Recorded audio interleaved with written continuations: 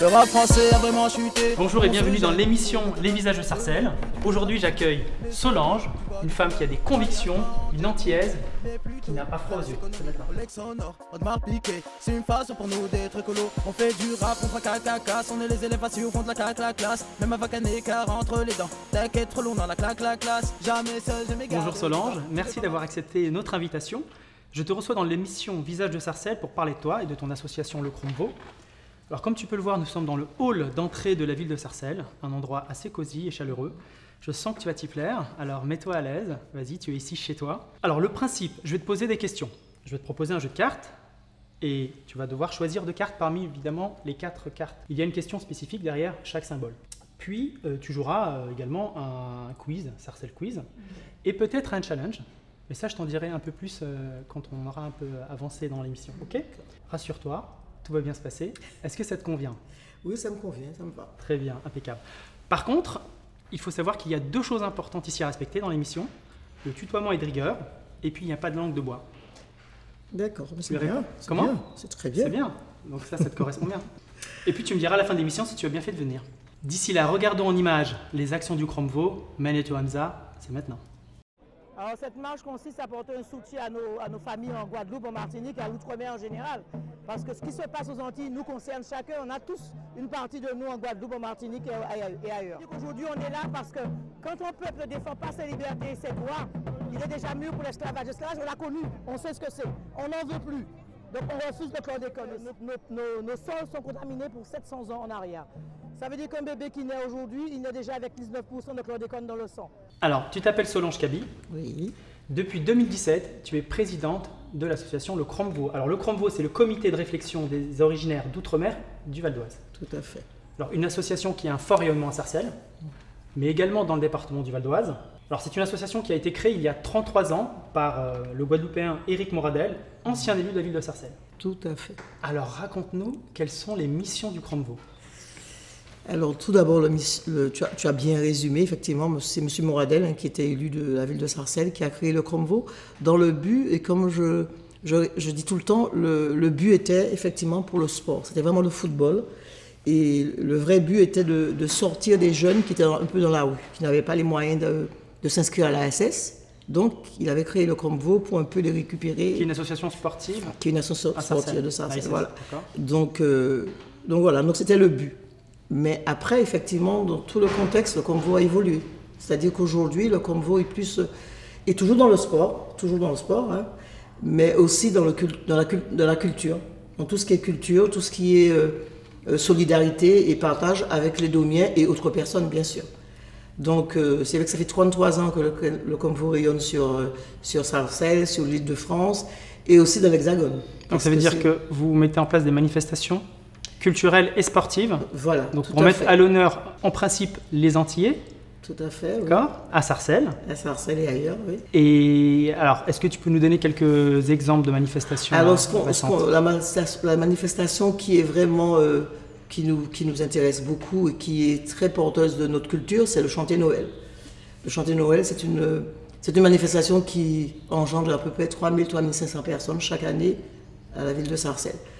Et puis aussi, on a la fête du sport, hein, qui est aussi une manifestation phare du Cromveau, qui a été créée effectivement par M. Moradel et M. Passé-Coutrin.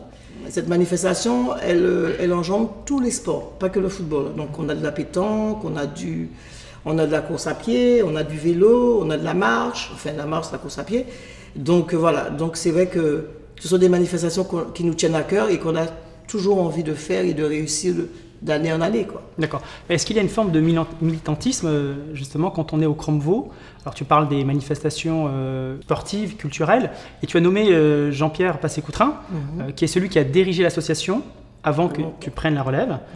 Malheureusement, effectivement, ce cher monsieur est décédé en 2016, suite à une longue maladie. Mais il y a eu un vrai hommage qui lui a été rendu, puisqu'il y a une place à Sarcelles qui porte son nom aujourd'hui. Et puis, c'est aussi quelqu'un qui est arrivé en métropole par le Bumidum. Tout à fait. D'accord, et puis on en parlera un peu plus tard. C'est pour ça que j'ai une pensée pour lui, parce que avec Christiane Taubira, comme on le sait, il a œuvré pour reconnaître l'esclavage comme crime contre l'humanité. Donc ça, c'est le 10 mai 2001.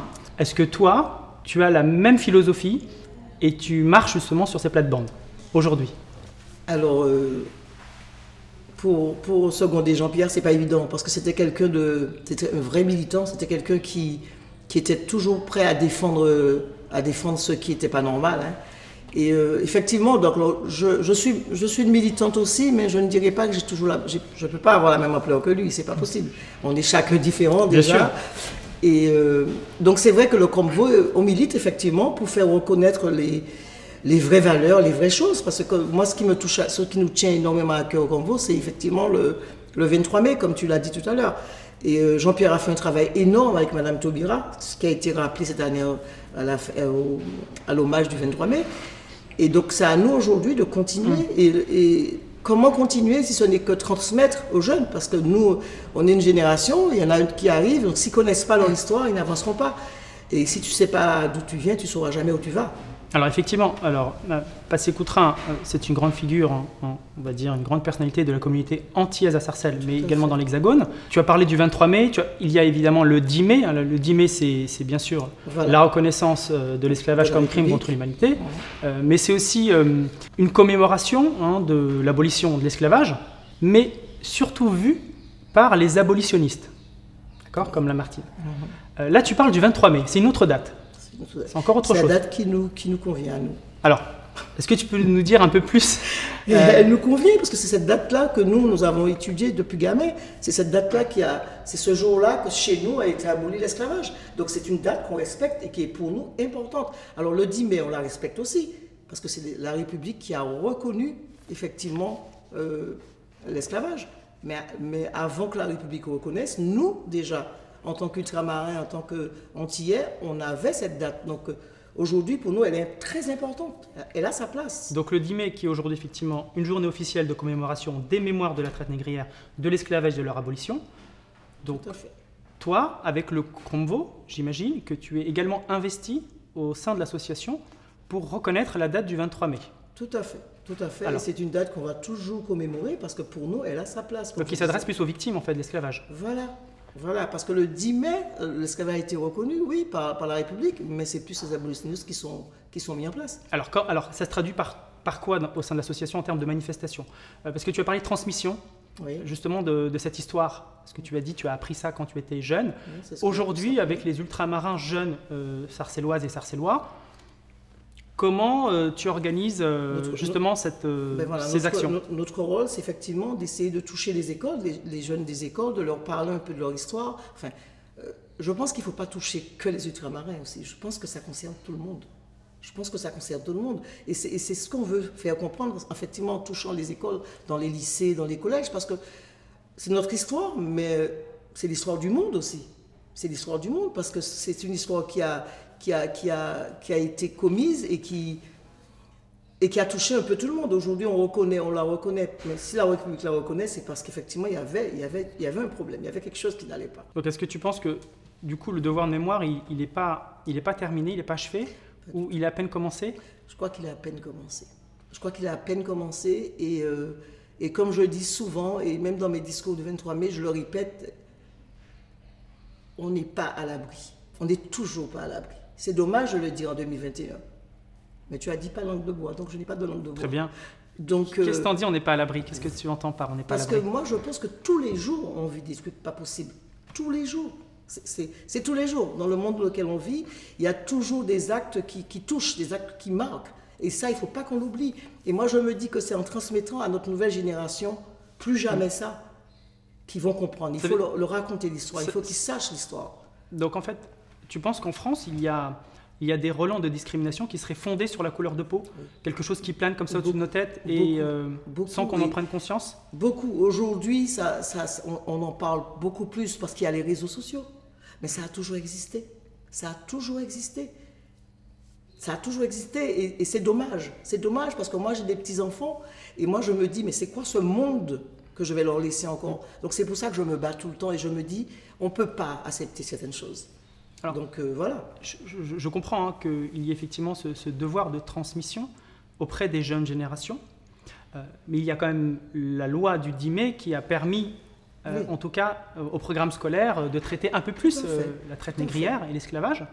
Alors, c'est peut-être pas suffisant parce que certains historiens estiment que ces crimes-là ne sont pas assez abordés dans l'enseignement général, mais seulement dans l'enseignement technique et peut-être en troisième et en quatrième au collège. Donc, Moi, vous palliez à ça? Moi, je pense qu'il y a un énorme travail encore à faire.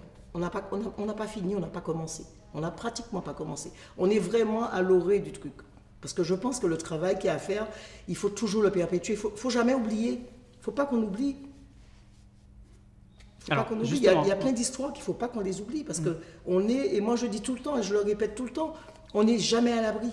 Parce qu'il y a des actes qui se font, on a l'impression qu'on se dit, mais pas possible, c'est pas en 2021, c'est pas maintenant que ça se passe. Et ça se passe maintenant. Toi, ton histoire, quelle est ton histoire? Comment tu es arrivé en métropole? Comment ça s'est passé? Voilà, est-ce que tu es arrivé comme Jean-Pierre Passé-Coutrin par le Bumidum ou pas du tout? Pas du tout, je suis arrivé pour moi-même. Moi-même, c'est mes parents, parce que j'avais 18 ans et mes parents, voilà, à la base, il n'y avait pas de travail. Parce que je pense que la plupart des Antillais qui sont ici, c'est parce que, enfin, de ma génération, je parle, hein, c'est parce que c'est pas un choix. Je pense que c'est plus une obligation. C'est le fait qu'on était jeunes et on n'avait pas de travail, donc on était désœuvrés là-bas. Et les parents, pour eux, la France, c'était l'Eldorado. La France, c'était l'Eldorado. Donc, qui a été vendu comme ça, avec ceux qui revenaient en vacances, qui montraient qu'ils avaient réussi, alors que c'était peut-être pas une réussite, mais quand on est gamin et qu'on voit ça, on se dit, waouh, pourquoi pas moi, quoi. Donc, mes parents ont fait, moi je suis parti, effectivement, et je ne regrette nullement d'être parti, hein. Je ne le regrette nullement. J'aime mon île plus que tout, je l'ai dans la peau, mais je ne regrette pas du tout d'être venu en métropole. Très bien. Et tu atterris à Sarcelles? Non, j'ai atterri dans le 13e. Dans le 13e au départ. Dans le 13e. Et puis la vie a fait que après j'ai atterri à Sarcelles et Villiers-de-Mer. Et oui, voilà. Parce que c'est quand même la ville où il y a la plus forte communauté antillaise. C'est une ville. France. Je crois qu'il y a Sarcelles et Bobigny aussi. Mais enfin, au début, quand je suis arrivé ici, c'était Bobigny. Puis après, Sarcelles a pris vraiment le relais. Et Sarcelles, c'est sa force, c'est sa diversité. Hein. Et en fait, tu es arrivé, toi, par tes propres moyens. Pourtant, il y a une politique dans les années 60, initiée par Michel Debré, qu'on appelait l'accoucheur de la Constitution, d'accord, la Ve République, avec De Gaulle, qui a créé le Bimidum, qui est le Bureau des migrations, dont le but premier était de repeupler des régions en France. Qui avaient une très faible densité de population. Tout à fait. Est-ce que tu penses que c'était une bonne chose, ça? Parce que tu parlais de miroir aux alouettes un petit peu, parce que... Voilà, c'était vraiment un miroir. Parce qu'effectivement, le Cromvo, justement, on va faire un débat là-dessus avec des personnes qui ont vécu le Bimidum et des intervenants. Et à Sarcelles, il y en a plein qui ont vécu le Bimidum. Donc, je pense qu'il faut qu'on en parle. Il faut qu'on en parle parce que écouter vraiment le ressenti de chacun. Il y a des positifs, il y a des négatifs. Alors, quand on est jeune et qu'on vous enlève, on vous déracine complètement. Enfin, moi, je ne l'ai pas vécu, mais j'ai rencontré plusieurs personnes qui l'ont vécu. On vous déracine complètement. On vous emmène dans un petit village où vous êtes la seule noire et où vous ne connaissez personne. Et on vous promet monts et merveilles. Quand vous arrivez, vous êtes femme de ménage, ou vous êtes dans des hôtels. Il n'y a pas de saut métier. Ça, je le dis tout le temps. Mais quand on vous promet de travailler dans des institutions et que vous vous trouvez femme de ménage, c'est parce qu'on vous avait promis. Donc, je pense que ça, effectivement, aux Antilles, ils ont dépeuplé parce qu'il y avait vraiment beaucoup de personnes qui ne travaillaient pas. Ils avaient besoin de repeupler un peu les petits villages de la France. Il y a eu la promesse faite par Debré, en tout cas, pour les Réunionnais. Oui. On se souvient de ce scandale, hein, voilà. puisqu'on a déraciné les enfants réunionnais pour repeupler la Creuse et la Lozère. Aujourd'hui, ne se retrouvent pas, ont perdu leurs parents, ne connaissent pas leurs parents, leurs frères. Alors nous, ça ne nous est pas arrivé jusque-là. On n'est pas arrivé jusque-là en Guadeloupe et en Martinique, mais la Réunion, c'est une sacrée histoire aussi. Donc, de toute façon, on est tous lotis à la même enseigne, parce qu'on a tous effectivement... Alors, il y en a qui aujourd'hui, qui sont encore en métropole, enfin ici, qui ne repartent pas, parce que c'est des gens qui ont vécu toute leur vie ici, qui n'ont pratiquement plus de racines là-bas, donc ils restent ici. Mais tout ça, c'est parce que le Bumidum n'a pas fait le travail qui était prévu en amont. Parce que je pense que quand on fait venir des jeunes comme ça, c'était des jeunes. Je ne sais pas s'il y a eu beaucoup de positivité, mais je sais qu'il y a eu beaucoup de négativité avec le Bumidum. Et c'est pour ça que c'est notre devoir d'en parler aujourd'hui et de raconter l'histoire, de raconter comment ça s'est passé avec des gens qui l'ont vécu, parce qu'il y en a encore qui l'ont vécu. Donc autant profiter de leur qu'ils soient là pour démontrer ce passage qu'on a eu. Eh bien, merci en tout cas pour ton éclairage. On va passer au premier jeu de cartes. Alors le principe est très simple. Tu as 4 cartes devant toi. Tu en choisis 2. D'accord. D'accord.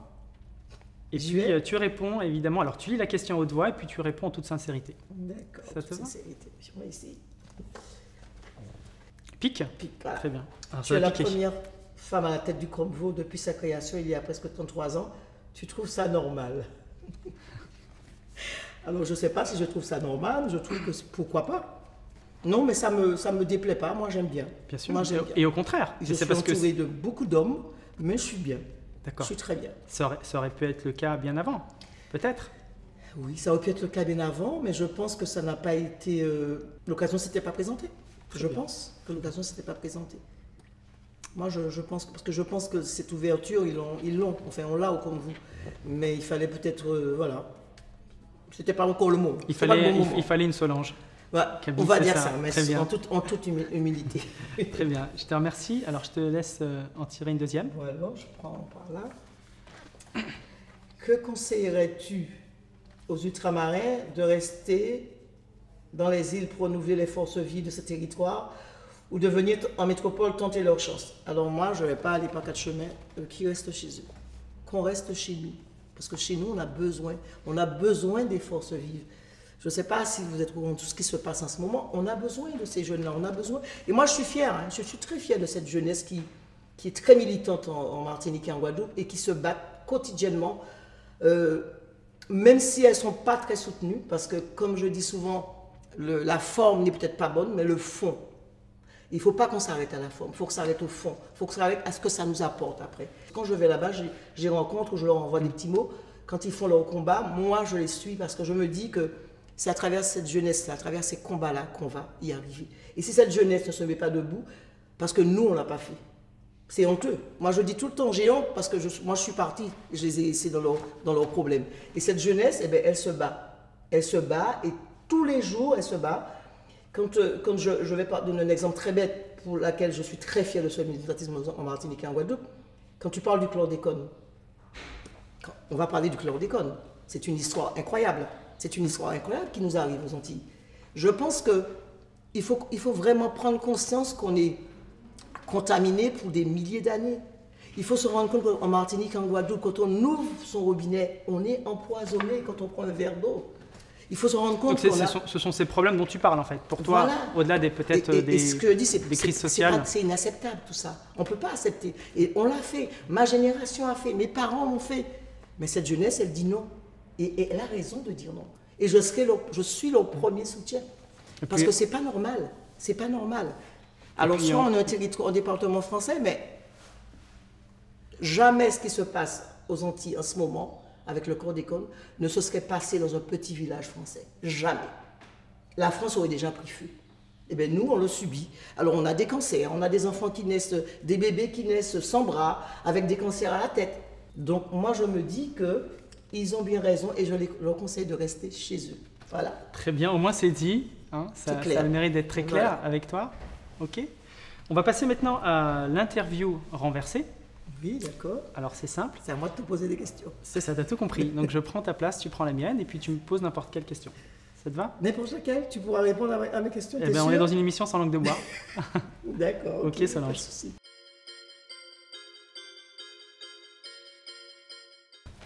Dans ton métier de journaliste, as-tu toujours été impartial? Il faut traiter l'information telle qu'elle est, avec toute l'objectivité qu'il faut.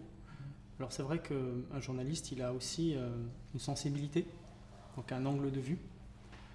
Mais il ne faut pas perdre vraiment l'idée qu'il faut qu'il traite l'information telle qu'elle est, sans prendre parti. Ça, c'est très important. Sinon, ça risque de fausser, effectivement, et surtout de créer des situations dans lesquelles les gens ne se reconnaissent pas. Et ça, c'est pas bon parce qu'on a connu ça beaucoup dans l'histoire. Tout à fait. Certainement à travers l'histoire des Antilles, parce que les historiens ont aussi chacun leur vision. Et cela souvent a été dû peut-être à une déformation de l'information. Donc il faut vraiment être vigilant à cela. Ça a des conséquences ensuite dans notre société. Ta réponse me va. Très bien. Voilà.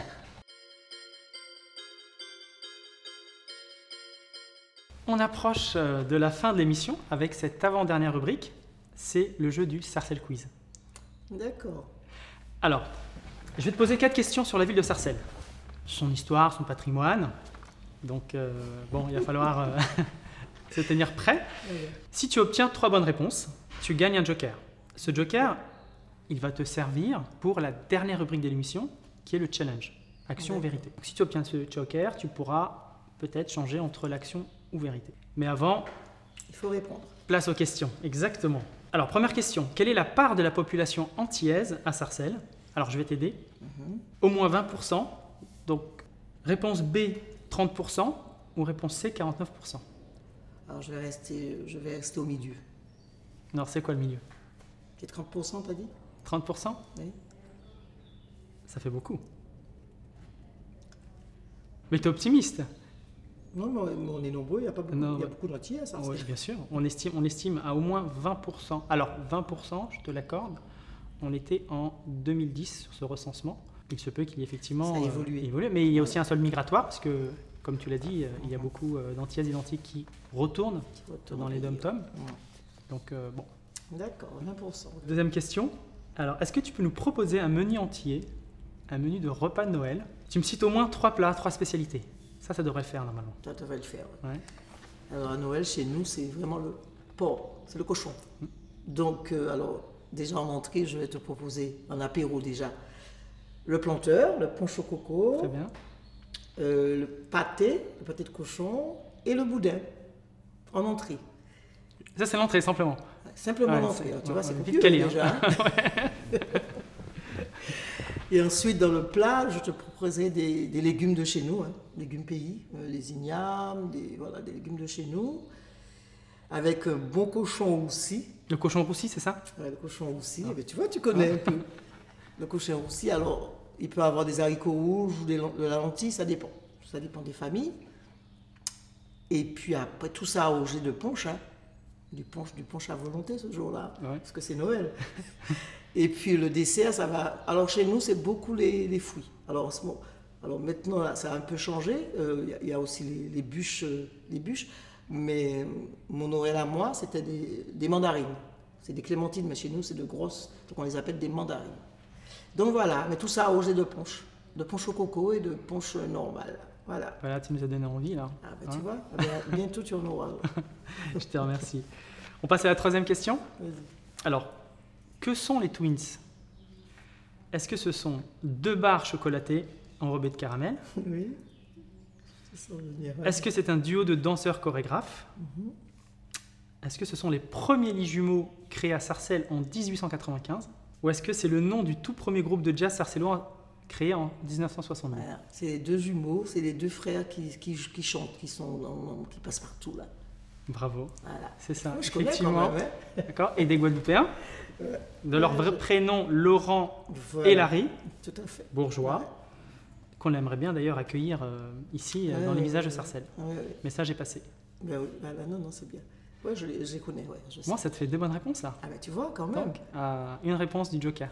Alors, 4e question. Quelle est l'année de la première stèle inaugurée à Sarcelles à l'occasion de la journée de commémoration des victimes de l'esclavage colonial? Alors, en plus, ça venait du Cromveau. En plus, c'est le Cromveau qui l'a fait, mais c'était avec M. Passé-Coutrin. Et moi, je débutais au Cromveau. Oh là là, on va dire... 80, je sais pas, 2000, 98, je ne me rappelle plus. 98, je crois, non? 98, c'était la première marche? Ouais, c'est la première marche, ça j'en suis... la stèle a été faite après, donc 2000 ou 2001. Alors c'est le 23 mai 2013.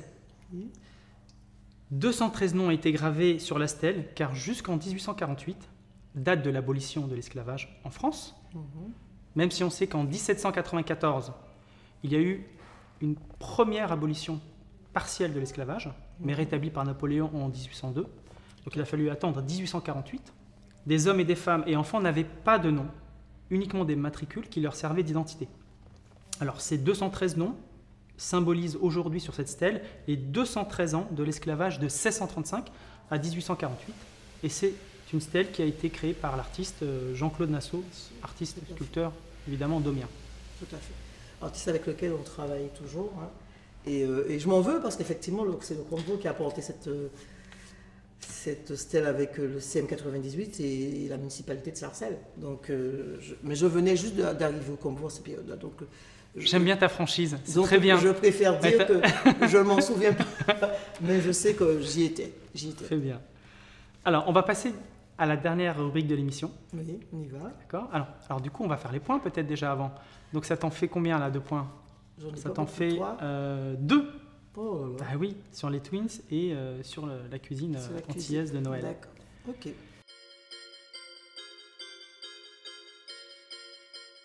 Alors, action ou vérité? Oh là là. C'est plus dans l'action, toi, non?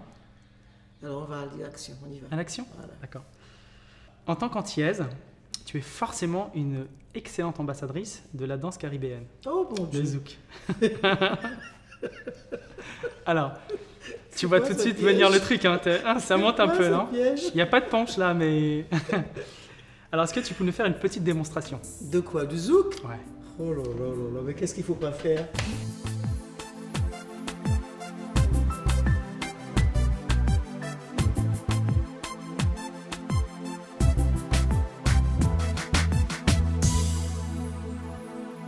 Bon, alors ça t'a plu? Ça m'a plu. Hein? Ça m'a plu, j'ai bien aimé la fluidité des choses, c'était bien. Moi, j'ai Très bien bien. aimé. Puis c'était très fluide là, ta danse en plus. C'était très fort. Merci. Merci. Bah, écoute, Solange, je te remercie d'être venue nous voir, nous parler de toi, nous parler de ton association. Et puis surtout, j'ai bien compris que la transmission était très importante au sein de l'association, culturelle, mais également historique. Donc on espère évidemment une transmission la plus décomplexée possible pour une nouvelle génération. Je te remercie de tes souhaits. Tout ce que nous souhaitons effectivement, c'est de pouvoir continuer à transmettre. Voilà. Eh bien, très bien. bien. Merci à toi. Merci à toi. Voilà. Salut. Le rap français a vraiment chuté, on se jette de l'eau de colonne. Ce n'est plus du rap de cité, mais celui du bas de Boulogne. On voyage pas en jet privé, mais plutôt en classe économique.